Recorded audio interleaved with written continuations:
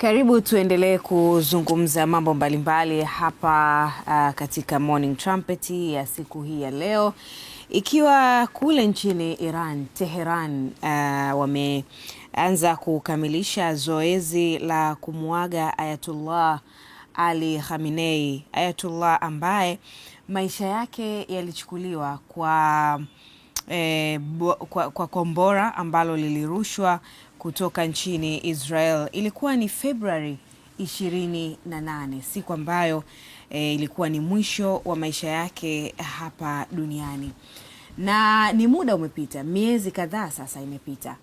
Ibada ya mazishi ikiendelea kufanyika pale katika mji wa Tehran. Lakini kumuaga Ayatullah hakuishii pale Tehran. Ataenda Iraq, mwili wake utaenda Iraq, mwili wake utapelekwa Afghanistan na mwisho utarudishwa tena nchini Iran kwa ajili ya ibada ya mwisho ya mazishi yake. Lakini nini ambacho kinaendelea? Hali ya pale Iran ikoje kwa hivi sasa? Ibada hizo zikiendelea, na kipi ambacho kinazungumzwa na watu wa mataifa mbalimbali ambao wameshiriki ibada hiyo pale nchini Iran? Studioni tunaye mchambuzi wa masuala ya siasa hasa Mashariki ya Kati, Ibrahim Rahbi. Karibu sana Ibrahim. Shukran, asante. Lakini kutoka Tehran kule nchini Iran tutajiunga hapo baadaye na Godfrey Mchungu, mchambuzi huyu wa masuala ya siasa hasa za kimataifa akiwa kule Tehran. Hapo baadaye tutakuja kujiunga naye. Tuanzie hapa studio Ibrahim. Maisha ya Ayatullah Ali Khamenei yaligusa watu wengi sana, lakini kifo chake ndio mwanzo wa vita vya Iran na Marekani akishirikiana na Israel. Nini ambacho kilitokea kikapelekea Marekani na Israel kuona wanaanza kuchukua maisha ya Ayatullah Ali Khamenei? Ni kweli kama ulivyosema kuwa maisha yake naweza kusema amegusa maisha ya watu kwa kiwango kikubwa sana, kwa sababu anabaki kuwa ndio alama ya Irani ya sasa. Miaka 37 amehudumu akiwa kiongozi mkuu wa nchi, na anatajwa kuwa ndio mwanzilishi hasa ya upinzani. Unajua, mfano ukitazama pale Mashariki ya Kati, vurugu kubwa au unaweza kusema nguvu kubwa ya upinzani dhidi ya Marekani na Israeli ilikuwa ikitoka Irani. Sasa kama ilikuwa ikitoka Irani, unaweza kuchukua moja kwa moja kwa ilikuwa inatoka kwa kiongozi mkuu. Kikosi cha Al-Qudsi ambacho kinaongozwa na Ismail Kani ambaye alimrithi General Qasem Soleimani. Hiki ni kikosi maalum kinatoka kwenye pembe ya IRGC kinachoratibu shughuli za nje za Irani, ushawishi wa Irani wa nje, na hiki kikosi kina ripoti moja kwa moja kwa kiongozi mkuu wa nchi, sio kwa rais wa Iran. Kwa hiyo Al-Qudsi wanaripoti moja kwa moja, walikuwa kiripoti kwake Khamenei, na Al-Qudsi ndio wanaoratibu shughuli za upinzani wa nje. Ukisikia msaada wa Irani kwenda kwa Hizbullah, msaada wa Irani kwenda kwa Hamas, kwenda kwa Wahuthi, basi umepita katika mnyororo wa Al-Qudsi. Mwaka 2015 Qudsi ndio waliingia Syria katika vita ile ya 2013. Wao waliingia wakapigana vita miaka miwili. Mwaka 2015 General Qasem Soleimani alisafiri kutoka Teherani akaenda Urusi kuomba msaada wa Putin. Kwa hiyo Urusi iliingia Syria mwaka 2015 kwa ombi la kutoka kwa Qudsi, ambao hawa sasa wanatoka kwenye mzizi wa Khamenei. Kwa hiyo tunapozungumza kuhusu upinzani mkubwa wa Marekani pale Mashariki ya Kati, unauelekeza moja kwa moja kwa Khamenei, na ndio maana upande wa Marekani na Israeli walimuona kama adui mkubwa, kwa sababu chanzo ule ndio mzizi ulikuwa unapoanzia, na ndio maana unaona kuwa mwanzo wa vita hasa hesabu yao ilikuwa tukimuua huyu mambo mengi yanaweza kubadilika. Kuna hesabu nyingi zilikuwepo, inawezekana kumuua, lakini kulikuwa kuna Januari yale maandamano na kile ambacho kilitengenezwa na vyombo vya habari au ilivyotengenezwa duniani kuwa huenda Wairani walikuwa wanaichukia sana serikali yao. Kwa hiyo ilikuwa inatakiwa tu wapate msaada kutoka nje ili waweze kufanya mabadiliko. Kwa hiyo kulikuwa kuna hesabu hizo, ndio maana hesabu zikaanzia kwa Khamenei. Lakini upande mmoja ukitazama mfano jana Donald Trump nadhani alikuwa anaongea na Fox juzi, akasema nilidhani watu wanamchukia sana, yani hakutegemea mwitikio wa watu kumiminika vile, kuonekana.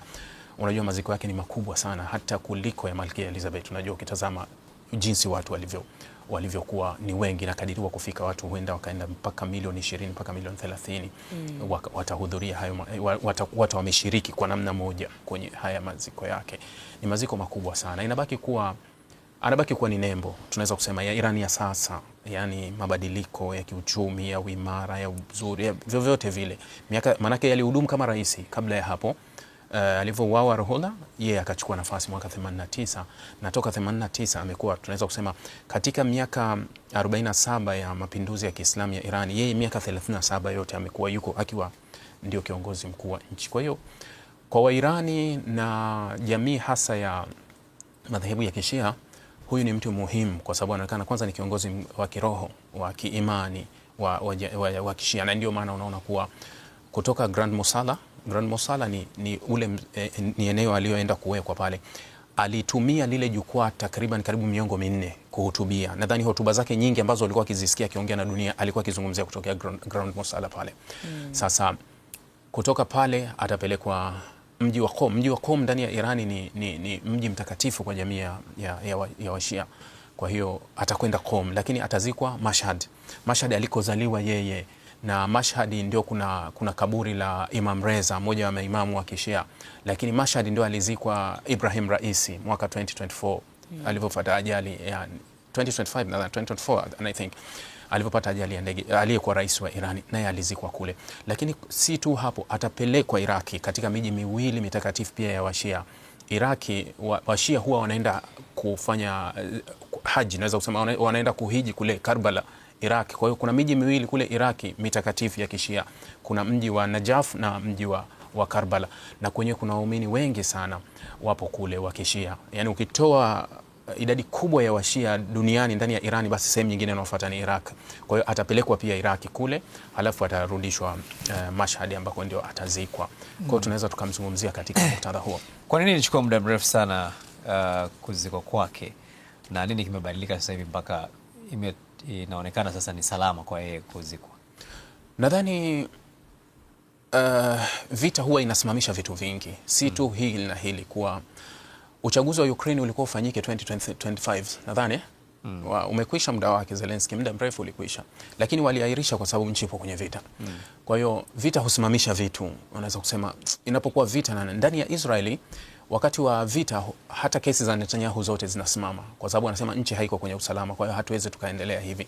Ndani ya Irani kulikuwa kuna vita, na huyu ni tofauti na viongozi wengine. Huwezi kusema kuwa, si kusema kuwa watu wote waliouawa, unajua zaidi ya watu karibu 1400 wameuawa kwenye hii vita, walizikwa. Sasa huyu ni mtu tofauti. Walihisi kuwa walipaswa kumzika katika nadharia, yani katika heshima fulani ambayo wao wanahisi ibaki kama kumbukumbu, kwa sababu ni mtu ambaye ameacha alama kubwa kwenye nchi yao. Ndio maana unaona kuwa wakaamua kwanza wasubiri, kwa sababu walifahamu hakuna vita zote zina mwisho. Walijua kuna siku itafika mwisho ili tuweze kutimiza hili, kwa sababu hata Hassan Nasrallah nadhani walifanya vile. Aliuawa, lakini akakaa muda mrefu wakati wa vita, baada ya kumalizika kwa mgogoro wao kati ya Israeli na Lebanon, wakamzika Hassan Nasrallah. Nadhani wamechukua katika utaratibu tu, kwa sababu tulikuwa kwenye vita, tumalize vita, tutakuja kutimiza hili letu. Lakini Rahbi, tofauti na mambo mengine ambayo anaweza yakasubiri, tunafahamu utaratibu wa Waislamu kwamba pale ambapo anaondoka mtu basi azikwe mapema, hata kama kulikuwa kuna sherehe ya harusi itasubiri, mtu atazikwa, alafu mambo mengine yataendelea. Sio sawa kama vile kesi za mahakamani zinaweza zikasubiri na vitu vingine.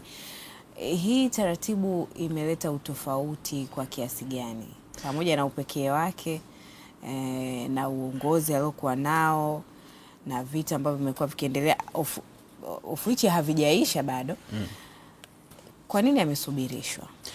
Nadhani hapa sasa itakuwa fatwa ya wanazuoni wa madhehebu kabisa, inabidi watufafanulie. Kwa mafundisho ya Kiislamu mambo matatu ni haraka yafanyike kabisa. Mtu akifa azikwe haraka, mtu anapotaka kuingia kwenye Uislamu afanyiwe haraka, na jambo jingine nadhani kuoa ndoa inatakiwa ifanywe haraka. Yes, nadhani mambo matatu ambayo inakuwa ni haraka. Mtu akitaka kuoa au kwamba akitaka kuolewa kubadilisha dini na akifa. Akifa. Mfano nitakwambia madhehebu ya kiibadhi ambayo ibadhi sana wako Omani na Algeria. Ibadhi, mimi na wewe tunaweza kuwa marafiki hivi, yani tunaagana jioni usiku, bana tutaonana kesho Mungu akipenda. Usiku mimi nikafariki, asubuhi wewe kama ulizima simu yako utapewa taarifa alifariki, tukamzika, kwa sababu hawezi kukutana na jua la asubuhi. Hii ni madhehebu ya kiibadhi ambayo wako spidi sana yani, na akifariki mchana hawezi kukutana na usiku, yani kuwa hapa atazikwa. Ukiwa kwenye nchi ya Omani, makaburi yao huwa yako rede, yalisha chimbwa na wanafanya kazi 24/7. Yani wahudumu wa makaburi wapo kule makaburini muda wote, kuwa wapo. Hakuna kusema eti kuna muda tukatafute watu wachimbe sijui kila kitu kiko tayari. Sasa hii ni haraka ni katika mafundisho.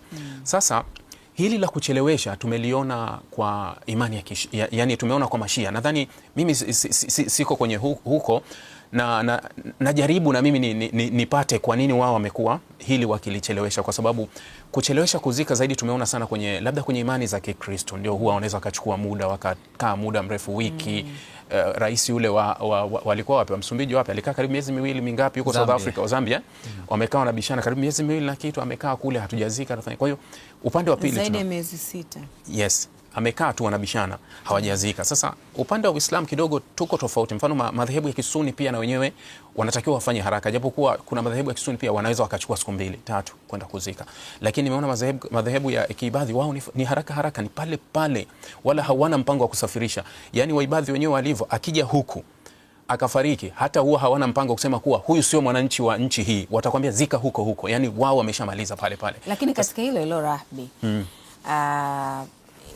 ni kweli kabisa hapa inabidi tupate fatwa za imani za Kiislamu, kwa sababu hata kuaga tumeona mamilioni ya watu wanapita kwenda kumwaga, wanatoa heshima, wanapita na hii sio katika utaratibu, katika madhehebu mengine kwa hiyo hii ni sawa kabisa katika dhehebu. Ndio maana nakwambia kuwa hii ni fatwa ambao ni kutokana na status ya mtu huyu, alikuwa kiongozi wao mkubwa. Yanawezekana kuwa ni status, lakini pia nadhani inaweza kuwa upande wa imani na madhehebu, kwa sababu mapokezi yanakuwa tofauti. Unaweza kubaki kuwa Shia, Waislamu, Sunni, Ibadhi na madhehebu Ismailia na mengine yote ni madhehebu, lakini inawezekana kuwa kila watu wamepokea fatwa zao na utaratibu ambao wanaweza akakupa hoja. Yani unaweza ukabishana ukahisi kuwa mimi niko sahihi naliamini, lakini anaweza akakuletea hoja na akakupa na ushahidi kuwa ushahidi wangu uko hapa kwenye hili. Kwa hiyo haya mapokeo na hizi ikhtilafu ambazo zimekuwepo labda za wanazuoni zilikuwepo toka wakati wa Prophet peace be upon him, kuwa watu walikuwa wakihitilafiana na walikuwa wakiweka hoja. Hata baada ya kuondoka Mtume hoja zilikuja nyingi. Mtume hakufanya hivi, alifanya, walikuwa hoja by hoja. Kwa hiyo sidhani kama ni jambo linaweza likawa kubwa sana kwa kiwango hicho. Sawa kabisa. Ukijaribu kuangalia utaona kwamba kuna viongozi wengi sana ambao wamesafiri kwenda Iran, na ndiko ambako pia tuna ndugu zetu baadhi wamekwenda Iran kwa ajili ya kuhudhuria tukio hili. Kuna makubaliano yote ambayo yamefikiwa kati ya pande hizi mbili ya kuruhusu jambo hili lipite, ambayo ni rasmi, kwa sababu kuna wasiwasi kwamba inawezekana ikatokea jambo lolote katikati ya tukio hili kubwa. Lakini nilikuuliza swali kabla sienda kuna makubaliano yote rasmi ambayo yamewekwa ya kupisha jambo hili ifanyike, maana wasio wakapigwa surprise. Unajua kuna MOU. Kulikuwa kuna ceasefire ambayo ilianza April 8 katika utulivu ule ambao uliruhusu baadhi ya shughuli ziendelee katika nchi zingine, hatutoshambuliana kwa upande wote huku na huku. Wakafika kwenye makubaliano ya MOU ambayo ina vifungu 14. Katika kifungu cha kwanza kabisa cha makubaliano kinasema kuwa kutakuwa na usitishaji wa uhasama wa pande zote mbili au pande zote zilizohusika katika mgogoro ikiwemo Lebanon. Kwa hiyo hiki kifungu pekee kinabeba uhalisia na usalama au na utulivu wa moja kwa moja ambao unaakisi hiki. Hakuna makubaliano ya pande yote kuwa sasa tunatakiwa kufanya hivi. Japokuwa juzi Donald Trump alisema kuwa tumewapa Irani wiki moja wamalizie masuala yao ya maziko. Kiuhalisia kuwa ilikuwa ni kauli ya kisiasa ya kujaribu kujijenga kuwa Irani walikuwa hawana ombi lolote kwa Marekani la kuwa tunaomba utupe wiki moja tufanye hivi, wala hawakuwa na sababu ya kufanya vile. Naweza kusema kuwa ni wao wenyewe walikuwa kwenye mipangilio yao ya moja kwa moja. Kwa hiyo sasa, kwa nini Donald Trump apate nafasi na wasaa wa kujivuna? Donald Trump ni mwanasiasa na kila fursa ya kisiasa inapokuja anataka ajijenge kwenye nafasi nzuri ya kisiasa. Unajua, ndani ya Marekani kumekuwa na malalamiko mengi sana kuhusu MOU, hii Memorandum of Understanding, kuwa ukivisoma vifungu vyote 14 ukweli kuwa viko upande mmoja. Yani ni vifungu ambavyo vimempa Irani kumpa. Kwa hiyo wakosoaji wakubwa wa Donald Trump wameona kama mbona Trump amekubali kila kitu.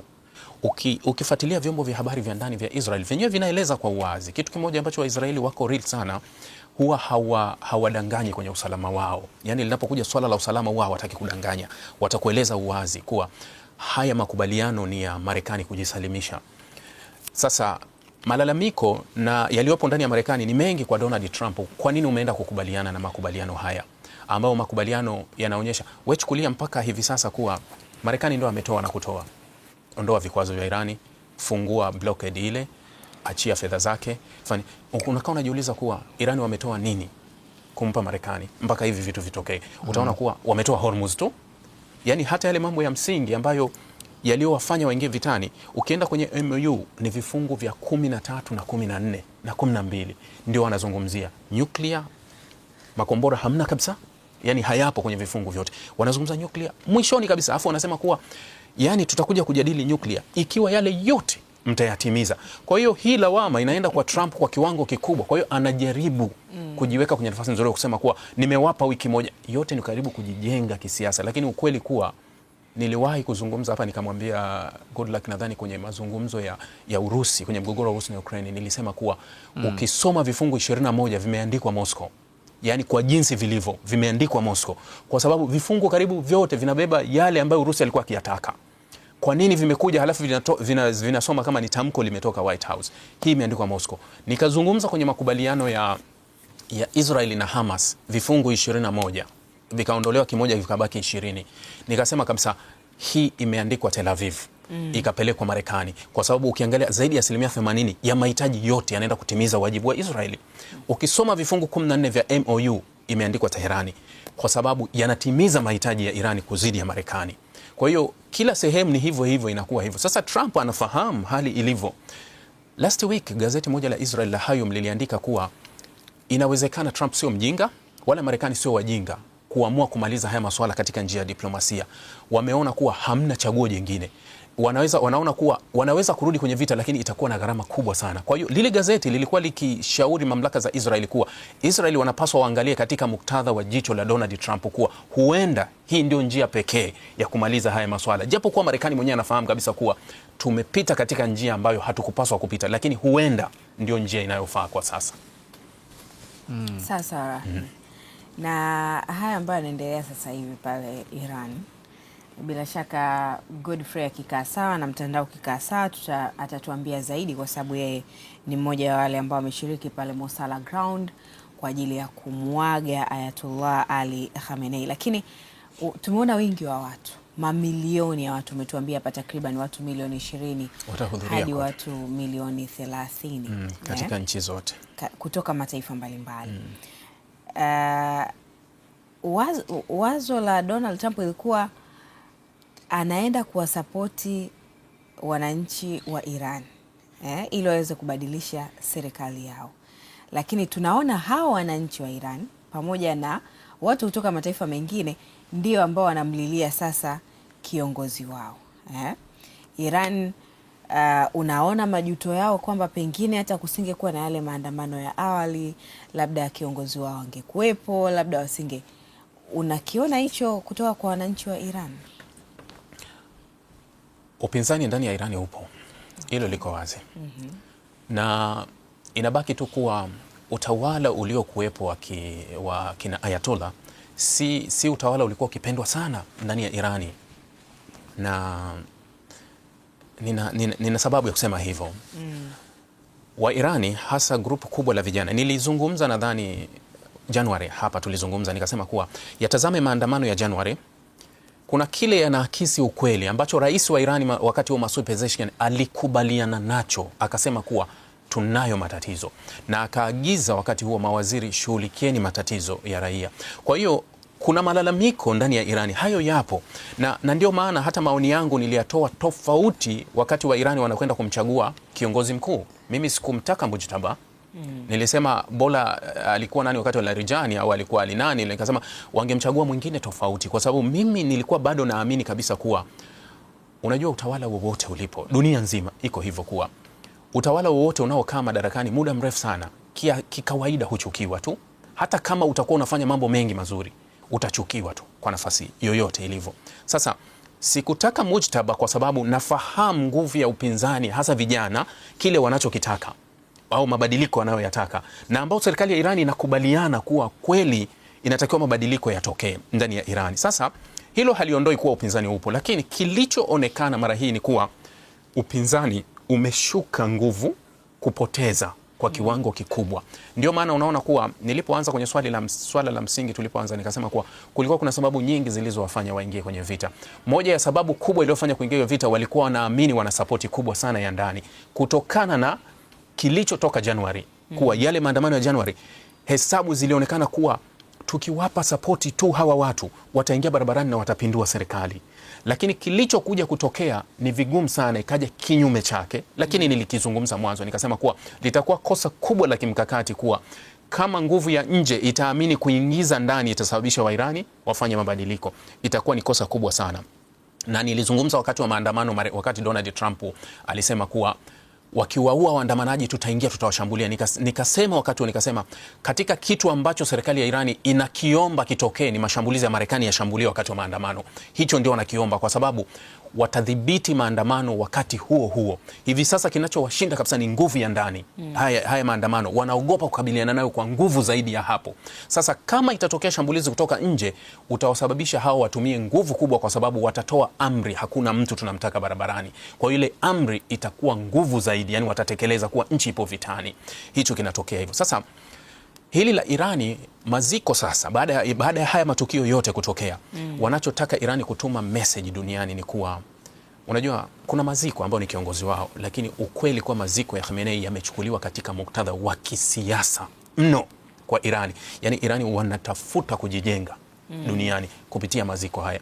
Ndio maana kila kitu kimeandaliwa kwa utaratibu wake, kuwa tutafanya hivi. Leo hii wanaishughulisha dunia wiki nzima. Yani leo hii ukibadili channel kutoka World Cup unarudi Iran, unaangalia maziko. Yani unatoka Iran unarudi World Cup. Yani wanakulazimisha dunia mfuatilie kwetu. Halafu wakati wanailazimisha dunia ifuatilie kwao, wao wanajaribu kuitumia ile nafasi na fursa kutuma ujumbe duniani kuwa mlichokuwa mkikisikia kuhusu sisi sio hivyo.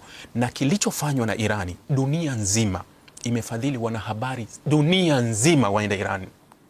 Sijui usione wanahabari dunia nzima kutoka mataifa mbalimbali hadi Marekani wameenda kina nani? Sasa dunia nzima, kwa sababu wanataka kwenda kupeleka ujumbe kuwa wale wanahabari wakishafika pale watayaona yaliyopo pale, ili watume message dunia nzima. Sasa twende kwa Godfrey Mchungu. Bila shaka sasa umekaa sawa, unatusikia vizuri? Nakusikia vizuri sana.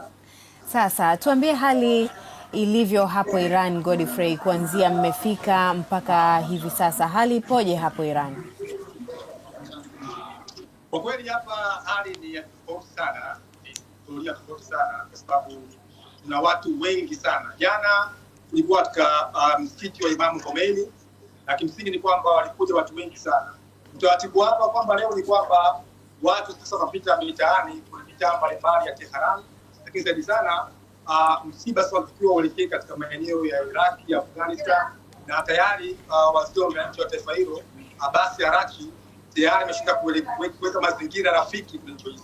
Na kimsingi ni kwamba hapa sasa hivi wananchi wamekuwa wakipita sasa mtaani wakiwa wakiimba nyimbo mbalimbali, na kimsingi ni kwamba watu wengi sana. Na ukitazama katika mitaa ya Tehran, mitaa mbalimbali, watu kwa maelfu, kwa mamia, kwa mamilioni wamejaa kuweza kumlaki kiongozi wao Ayatollah Ali Khamenei. Na kimsingi ni kwamba kama ni kiongozi ambaye amekuwa akipigania haki, akipigania uhuru, akipigania utaifa, akipigania uzalendo. Kwa hiyo vijana kwa makundi, kwa maraki wamekuwa sehemu msingi ya kufuatilia historia hii. Godfrey, pamoja na watu hao kuwa wengi sana kumlaki, kumlilia kiongozi wao, nini ambacho pia wanakizungumza? Kwanza ni kwamba watu wengi sana wametoka mataifa mbalimbali. Unajua Iran ni nchi ambayo imegawanyika kwenye jamii mbalimbali. Kuna Wakurdi, kuna Wapesian, kuna Uzbekistan, tazama, kuna Waburushi. Kwa hiyo ni jamii mbalimbali zimeungana kwa pamoja kuweza kumlaki kiongozi wao. Unafahamu kabisa kwamba kuna nchi ya Iran asilimia karibia 95 ni Shia majority. Jamii zingine kwa mfano Christian, kwa mfano Buddha, wao wanaitwa ni minority katika nchi, lakini bado wameweza kuungana kwa pamoja. Na labda nikuonyeshe kwa juu, picha ya juu, namna ambavyo watu walipokuwa wengi kwa mamilioni katika eneo la naweza kaona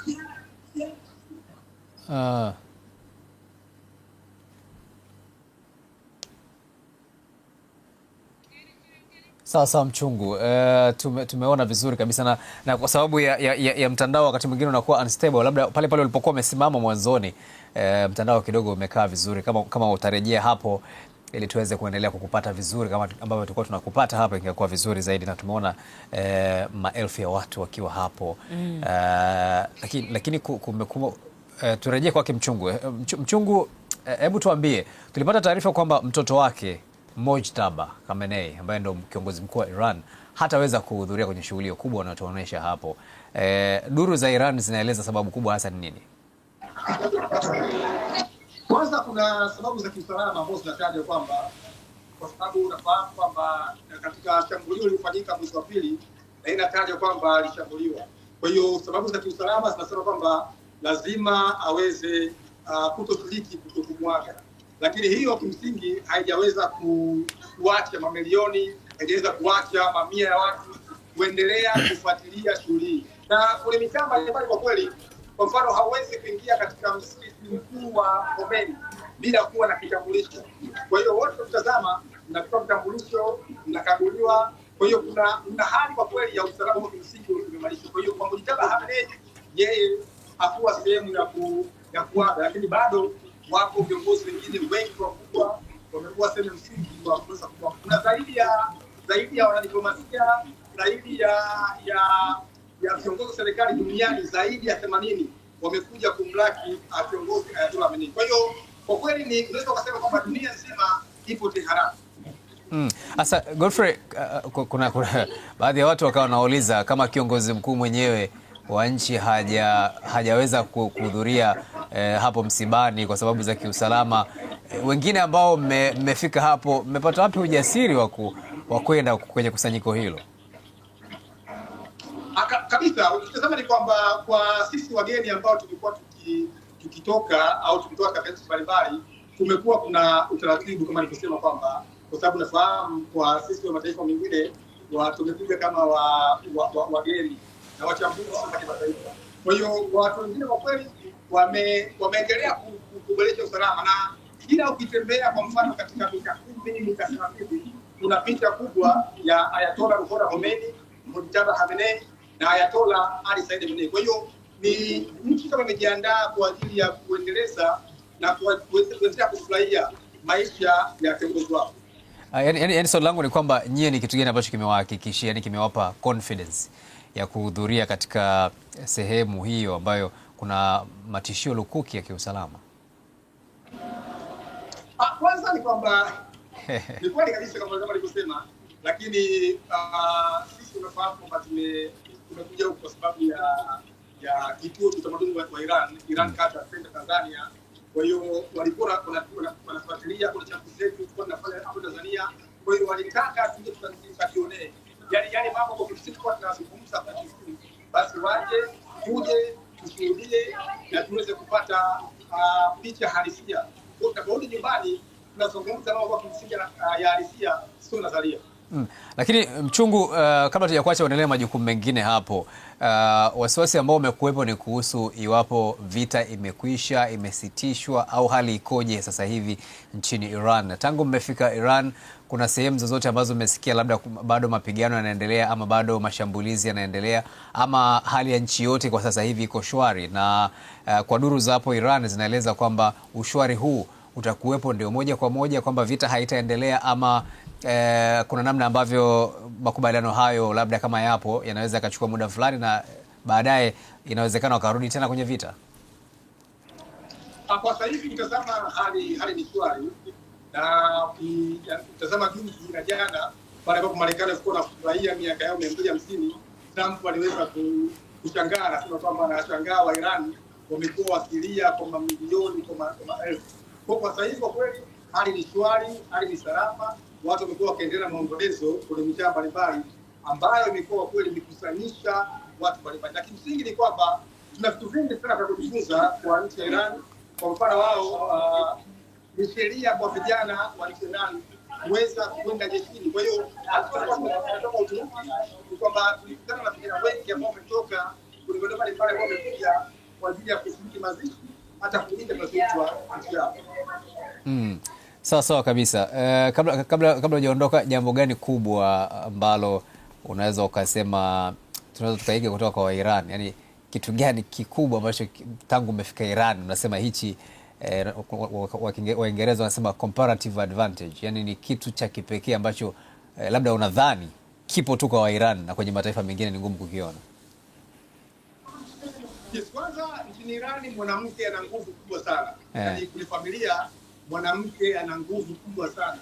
Huku Irani mwanamke anaweza kusema kwamba rangi ambayo umeipaka chumbani au nyumbani labda ni ya kijani akaitaka nyekundu, na mwanaume lazima uzifuate, kwa sababu wanawake wamepewa hadhi kubwa sana katika familia. Lakini cha pili ni kwamba taifa la Irani ni taifa la wasomi, taifa la watu ambao wamestaarabika, taifa la watu ambao wana civilization. Wana zaidi ya miaka 6000 ya ustaarabu. Ukitembelea kwenye maeneo mbalimbali ya mahekalu, maeneo mbalimbali ya kuonyesha historia, maeneo mbalimbali ya kuonyesha utamaduni, unaona kabisa kwamba ni taifa ambalo limekuwa lina ustaarabu mkubwa. Lakini vile vile ni taifa ambalo limekuwa lina jamii mbalimbali, lakini bado wameweza kuwa pamoja. Kwa hiyo tuna vitu vingi sana vya kujifunza, lakini wanasema Wairani kwamba lazima nchi za Kiafrika tuweze kuwa wengi, kwa sababu wanasema haiwezekani mataifa ya Kiafrika mtakuwa na watu milioni 20, milioni 30. Lazima muweze kuwa wengi, mwisho wa siku muweze kulinda na kutetea na kuendeleza taifa letu. No. Godfrey ametuambia vitu vingi na vizuri vya kuvutia. Nadhani katika watu ambao walistahili kuhudhuria haya maziko ya Ayatollah Ali Khamenei ni Godfrey Mchungu. Godfrey, bila shaka utaungana na maelfu ya watu kuelekea Afghanistan pamoja na Iraq, ama utasalia hapo Teheran? Bwana, nimekuwa safari ya kwenda Afghanistan, lakini hapana, sitafika mpaka Afghanistan. Sikushauri ndugu yangu. Kwa nini ufike Afghanistan? Hapo wenyewe kwenda Iran. Hapo wenyewe kwenda na Mashhad tunalitosha. Hapo wenyewe kwenda Iran alinichoropoka, hakuniomba ushauri. Ni shangazi washafika. Kwa hivyo Godfrey, utakuwepo hapo mpaka Ayatollah atakapopumzishwa hapo Mashhad? Ndio. Sasa tuendelea kupata taarifa mbalimbali kutoka kwako. Tunakushukuru sana, lakini tunakuomba ujihakikishie na wewe mwenyewe usalama binafsi wakati hayo yakiendelea hapo. Lakini nimeona pia ukipiga picha sana na dada zetu wa Irani hawa. Nafikiri marafiki wapi hao hapo sauti Mchungu. Mchungu, unanisikia? Mchungu, unanisikia? Haya, naona basi kidogo imekatika. Sawa, shukrani sana Godfrey Mchungu.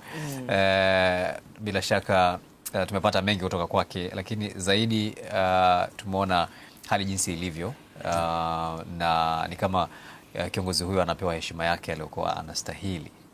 Tumeona atapitishwa katika mataifa haya mengine, lakini vipi kuhusu maisha ya mwanaye sasa, ambaye sasa ndio kiongozi mpya wa Iran na hasa usalama wake pia, ukizingatia pia kifo cha baba yake kilitokana na nasema ni assassination, sio? Yeye unaiona wapi hatima yake, hasa usalama wake pia? Unajua, kutokuhudhuria kwa Mujtaba kwenye hili kumeakisi vitu viwili au vitatu. Irani haijawahi kutoa taarifa rasmi kuhusu nini kilitokea kwenye kifo cha baba yake, maanake baadhi ya vyombo vya habari vilitaja kuwa alikuwepo wakati wa lile shambulizi ambalo yani Mujtaba alikuwepo. Sasa inatajwa kuwa yeye ni katika waliojeruhiwa, lakini Irani haijawahi kuthibitisha wala kukanusha kama alijeruhiwa au alifanya nini. Jambo jingine ni kuwa walisema kuwa ameumia sana, yani sura yake ilibidi ifanyiwe mabadiliko, yani operation na vitu kama hivyo. Hivyo ni vyombo vya habari vya magharibi. Lakini hivyo vyombo vya habari vya magharibi vikatupasha kuwa alikuwa hawezi kufanya lolote, yani alikuwa tu ni kama yupo, na kuna wakati walituambia kuwa naye alikuwa ameuawa. Yani hizi ni taarifa za vyombo vya habari vya magharibi. Baadaye wakaja wakasema kuwa nchi inaongozwa na Ahmad Vahidi ambaye muda mrefu sana alikuwa hajaonekana, ameonekana juzi kwenye mazishi, ambaye ni bosi wa IRGC, mkuu wa majeshi. Ahmad Vahidi ndio nchi inaongozwa chini yake. Baadaye vyombo vya habari vya magharibi tena vikatupasha kuwa kuna amri zinazotoka za Mujtaba kwenda kwa IRGC, yani it means kuwa tayari anaratibu, anafanya shughuli. Na tumeona mara kadhaa hotuba au 3-4 toka kuwa yeye kiongozi zimetoka, japokuwa sio zake moja kwa moja kama yeye anazungumza, zinasomwa kwa niaba yake kuwa tamko limetolewa na Mujtaba. Yani kwa hiyo hatupati ile picha kamili kuwa yuko wapi, ana hali gani, kwa wakati gani. Kuna kitu kimoja, lakini kuna wakati umeona kama ana saini kwenye kombora. Hiyo ilikuwa ni picha ya zamani, hiyo ilikuwa ni picha ya zamani. Yani toka baada ya tukio hili la hii vita ya mara hii, Mujtaba hakuwahi kuonekana. Kitu kimoja ambacho Wairani wako nacho, na Mujtaba mwenyewe amekuwa si mtu wa public, maisha yake binafsi. Yani licha ya kuwa yeye alikuwa ni mtoto mkubwa wa kiongozi mkuu, hakuwa kwenye kama kina Kainerugaba yule nani, yani kuwa kama kina Saif al-Islam. Unajua wale viongozi wale kuwa baba yangu ni mtu fulani na mimi lazima nifahamike, yani mtoto wa fulani lazima nifahamike. Kwa hiyo Mujtaba hakuwa aina ya viongozi, yani kuwa hata Wairani wenyewe wengi hawamjui. Si mtu aliyekuwa akitoa maoni, si mtu ambaye alikuwa akikosoa, akisifia, akifanya nini. Alichokuwa anafahamika kwa Irani, alikuwa ni mmoja ya maulama, yani watu waliosoma kiwango cha juu elimu ya dini. Kwa hiyo alikuwa kwenye ile renki ya wale mayatola, yani kwa wenye nafasi za juu kabisa za heshima. Hilo walikuwa wanalifahamu. Lakini kusema kuwa yeye alikuwa ni mtu wa kuzungumza na vyombo vya habari, hakuwa hivyo. Sasa huu muendelezo unatoka hivyo. Kuna tishio la usalama. Sasa hapa kuna mawili. Ima hofu ya usalama, au ni kweli alijeruhiwa, au hayuko kwenye hali nzuri. Vyote vinakwenda pamoja, kwa sababu wiki moja kabla ya maziko, waziri wa mambo ya nje wa Israeli Katz alisema wamemweka katika listi Mujtaba kuwa yuko kwenye target za Israeli. Walisema hivyo, jambo ambalo lilijibiwa na waziri wa mambo ya nje Araghchi, akasema kuwa kitendo cha kushambulia kwa namna yoyote kiongozi yoyote itasababisha kuzuka upya kwa vita ambayo itakuwa ni kubwa sana. Nadhani alijibu, na hata jana Donald Trump alisema nimeangalia maelfu ya watu waliokusanyika, anasema kuwa tungeweza kuwaua wote pale, lakini nimeviagiza vyombo kuto kufanya vile. Kwa hiyo ni vitu ambavyo unaweza kusema kuwa ni kauli za hovyo kabisa. Yani unaweza kusema kuwa hii ni kauli ya hovyo kabisa kutoka kwa mtu ambaye alipaswa kuwa mfano kwa watu wengine, kujisifia kwa kuwa unaweza ukavunja sheria na haki ya wengine kwa sababu tu una mamlaka na nafasi. Ni kauli ya hovyo kabisa. Kwa sasa hivi Hormuz imefungwa. Hormuz iko wazi chini ya uratibu wa Irani baada ya mvutano uliotokea wiki mbili, wakashambuliana na mazungumzo yakarudi yakafanyika pale Doha, ambao hayakuwa ya moja kwa moja, ambao Steve Witkoff alienda pamoja na Jared, na akaenda naibu waziri wa mambo ya nje wa Irani. Kwa hiyo waliyazungumza, baada ya kuyazungumza wakasema kuwa warudi kwenye utaratibu halisi uliokuwepo awali. Kwa hiyo Hormuz iko wazi. Sasa kabisa. Na mpaka sasa hivi Rahbi, unajua haieleweki wanasimamia makubaliano gani hasa, wengi bado hawaelewi. Ni ceasefire ama ni MOU? Wameshavuka hatua ya pili. Kwa sababu ceasefire ni ile muda tu, shikilia bunduki yako, shikilia, lakini nikipani kinaweza nikaiachia on that ceasefire. Yani kuwa hawajafikia kwenye hatua ya ceasefire. Umeshavuka kwa sababu ile April 8 ilikuwa ni ceasefire. Walivyokuwa kwenye ceasefire wamesimamisha mapigano. Yani tunasimamisha mapigano, lakini ceasefire ilivyo, ceasefire unaweza ukapanic na mkatwangana mkarudi tena kwenye on ceasefire. Sasa wamevuka hiyo hatua wakaenda sasa kuwa sio tu ceasefire, maana ceasefire umeshika silaha yako, lakini mnakwenda kwenye MOU, memorandum of understanding. Sasa tuanze kuelewana, wewe unataka nini, nataka nini, unaichukua silaha unaiweka chini. Ndio walipofikia kuwa sijaiacha iko hapa, lakini ceasefire nimeshikilia. Sasa hii tumeiweka chini. Nani ambaye anufaika zaidi kwa hii MOU ambao wanaitumia sasa hivi, Marekani ama Iran? Iran. Vifungu vyote vya Iran. Kwa nini Iran? Kwa sababu vifungu vyote vimembeba Iran. Kwa sababu ukitaka kuangalia kwa nini unafaidika, kuwa malengo ya vita yalikuwa nini? Regime change, uwezo wa makombora, nuclear, proxy. Marekani wanasema kwamba wamefanikiwa kuwazuia Iran kwenye kuendeleza harakati zao za kurutubisha vinu vya nyuklia ama kutengeneza silaha za nyuklia. Hakuna andiko ambalo Irani waliwahi kuthibitisha wanatengeneza nyuklia. Halipo. Wala NPT ambao wanasimamia wala IAEA hawajawahi kuthibitisha Irani alikuwa anatengeneza nyuklia. Kwa hiyo ukirudi kusema kuwa Marekani tumewazuia, wanakuambia umetuzuia nini? Nimekuzuia kuingia. Mimi sijawahi kusema naingia. Kwa hiyo unarudi pale pale tukua wao hawajawahi kusema kuwa tunamiliki nyuklia, na wamebaki kusema kuwa sisi project yetu hawajasema, lakini wanatengeneza ama wako kwenye mchakato wa kutengeneza. Kwa hiyo kwa mujibu wa taarifa ambazo zimekuwepo, hakuna taarifa ambayo imewahi kuthibitisha. Taarifa aliwahi kuitoa Tulsi Gabbard ambaye alikuwa mkuu wa Marekani pale wa masuala ya usalama. Alijiuzuru juzi hapa. Tulsi Gabbard alitoa taarifa kwenye 12 days war, kabla ile 12 days war akasema kuwa kwa uchunguzi tuliofanya sisi kwa vyombo vyetu vya Marekani kuwa Irani hajaelekea kwenye makombora. Donald Trump wakati anaongea na vyombo vya habari, wakati anataka kuhalalisha vita ya kwanza, akasema tunawaona Irani wanaelekea kwenye kutengeneza nyuklia. Mwandishi wa habari akamwambia kwa mujibu wa CIA na bosi wao Irani hawajafikia huko. Akauliza nani? Akasema bosi wao Tulsi Gabbard. Akasema no.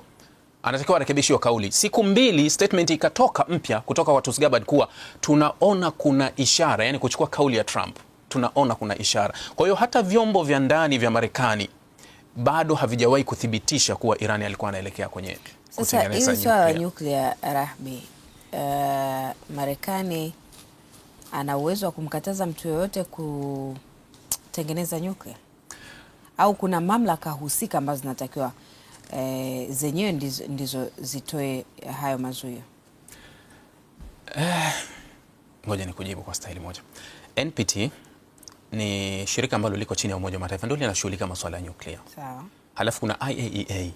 Hawa ndio wakaguzi hasa wa masuala ya nyuklia. Yaani nchi zenye uendelezaji wa nyuklia au zinaorutubisha urani na nini, kawaida zinatakiwa zipite kwenye hizi nafasi mbili. Yaani uwe na hawa wakupite, wakukague, waangalie. Hizi nchi zote zinatakiwa kuwa hivyo. Irani pia ni mwanachama wa hiki kitu, kuwa yeye anapitia kwenda huku. Kwa hiyo anakaguliwa na hizi nchi ndio zinatakiwa kutoa ripoti kuwa nimemwona anajaribu kufanya, na hizi nchi zinatakiwa kuwa hivyo. Sasa Marekani kusema yeye anapanga na kupanga, nitakwambia kitu kimoja. Wakati wa Barack Obama, kwa nini mazungumzo yalifanyika yale ya JCPOA yakakubalika?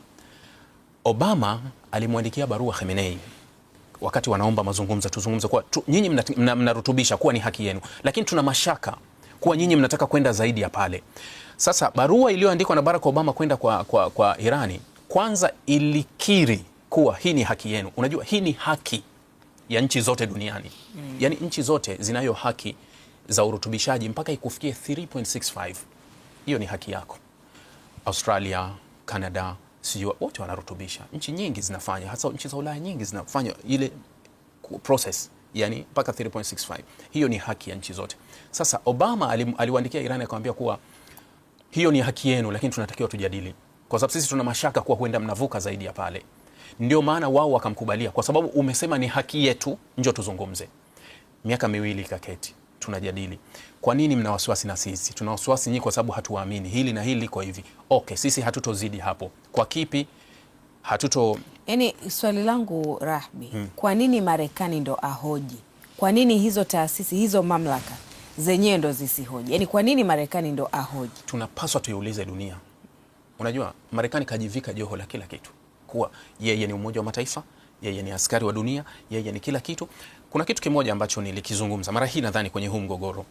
Baada ya Irani kufunga Hormuz, Bahrain, Qatar wakishirikiana na Marekani na UAE, not Qatar, ilikuwa Bahrain, Kuwait na UAE wakishirikiana na Marekani, wakachukua lile azimio wakalipeka kwenye Baraza la Usalama. Wanataka wapitishe lile azimio kulani kwa nini Iran kafunga Hormuz.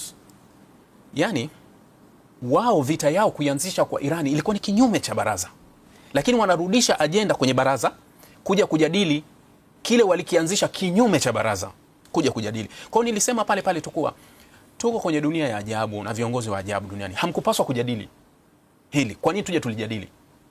Yani sijui nikupe mfano gani, kuwa utaratibu wenu wa kuingia vitani haukufuata utaratibu wa baraza la Umoja wa Mataifa.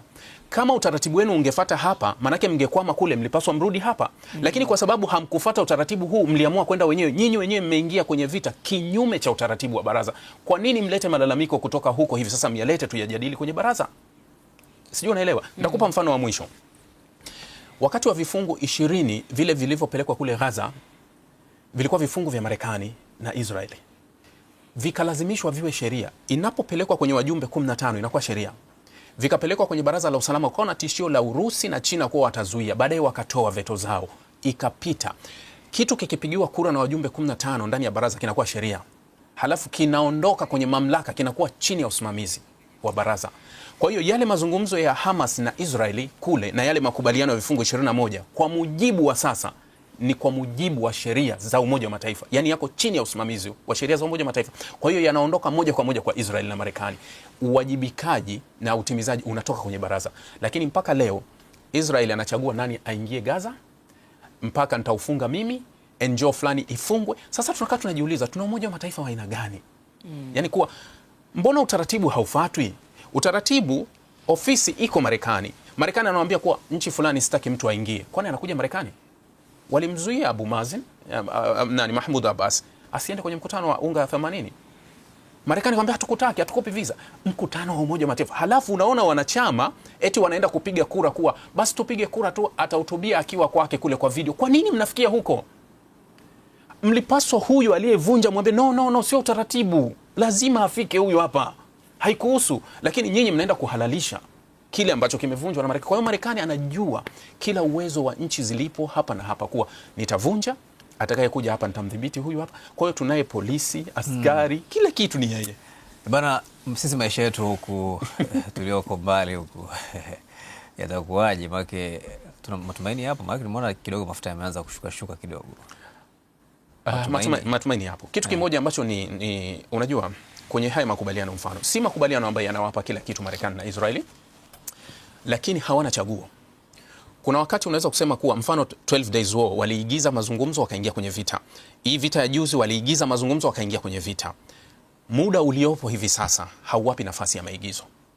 Yani unachokiona kati ya Netanyahu na Trump mivutano ni halisi, kwa sababu kati yao wote hawana malengo yani kuwa lengo moja wote. Kila mmoja anajaribu kujinasua kwenye mgogoro wa kisiasa. Trump anaenda kwenye uchaguzi, Netanyahu anaenda kwenye uchaguzi. Sasa malengo yao hayaendi sawa. Malengo ya Netanyahu ili aweze kukaa kwenye nafasi nzuri kwenye uchaguzi ujao ni lazima abaki kwenye vita ya Irani na aishinde Irani. Malengo ya Marekani ili Trump aweze kukaa kwenye nafasi nzuri kwenye uchaguzi unaokuja mwezi wa 11 ni lazima ayamalize haya na maisha yarudi kuwa kawaida. Kwa hiyo ni malengo mawili tofauti. Kwa hiyo sasa hivi hawaigizi. Tunaweza tukapata utulivu, ila inaweza hali ikabadilika baada ya Disemba. Na kushukuru sana Ibrahim Rahbi. Tusubiri tuone mambo yatakavyokuwa. Ni Ibrahim Rahbi, mchambuzi wa masuala ya kimataifa. Awali pia tulizungumza na Godfrey Mchungu, mchambuzi wa masuala ya kimataifa pia, ambaye yuko Tehran hivi sasa. Tutaendelea kuzungumza naye pia kwenda kuweza kupata taarifa mbalimbali ambazo zinaendelea. Tunakamilisha hivyo.